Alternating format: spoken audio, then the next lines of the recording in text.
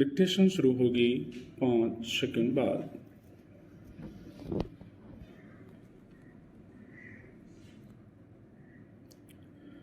भारत में सामाजिक कल्याण की अवधारणा प्राचीन काल से ही रही है।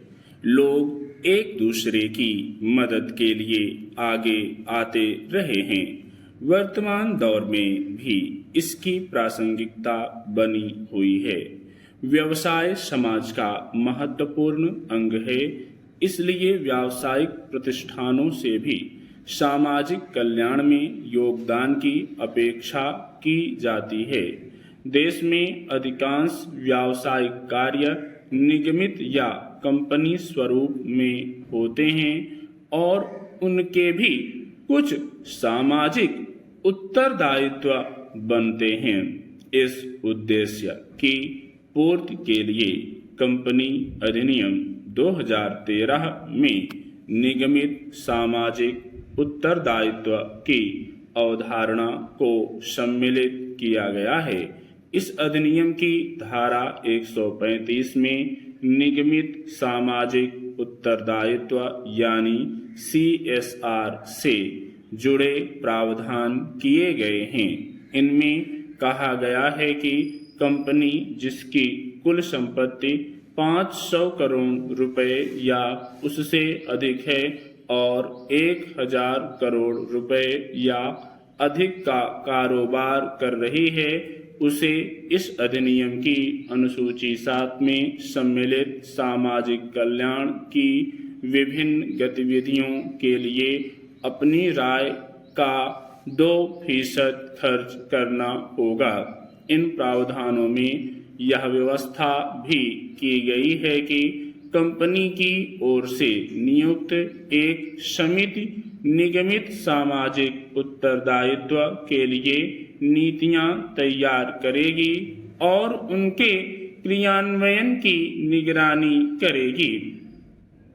निगमित सामाजिक उत्तरदायित्व के अंतर्गत जो कार्य किए जा सकते हैं उनमें शिक्षा, स्वास्थ्य, गरीबी उन्मूलन, महिला सशक्तिकरण और ग्रामीण विकास जैसे सामाजिक मसलों के समाधान में योगदान और पर्यावरण संरक्षण, प्रदूषण नियंत्रण, ऊर्जा दक्षता एवं प्राकृतिक संसाधनों का संरक्षण आदि शामिल है।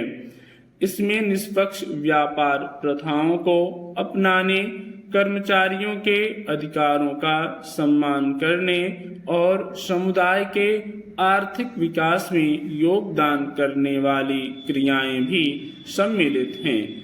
इन गतिविधियों में शामिल होने से कंपनी की साख बेहतर होती है और ग्राहकों एवं निवेशकों का उस पर विश्वास बढ़ता है। सामाजिक उत्तरदायित्व के तहत निगमित संस्थाओं को अपने कर्मचारियों, हितधारकों, ग्राहकों, शेयरधारकों, समुदायों और पर्यावरण के हितों को पूरा करने के लिए बाध्य किया जाता है। इसके साथ साथ स्थानीय समुदाय या समाज की बेहतरी के लिए कार्य करने का प्रावधान भी होता है।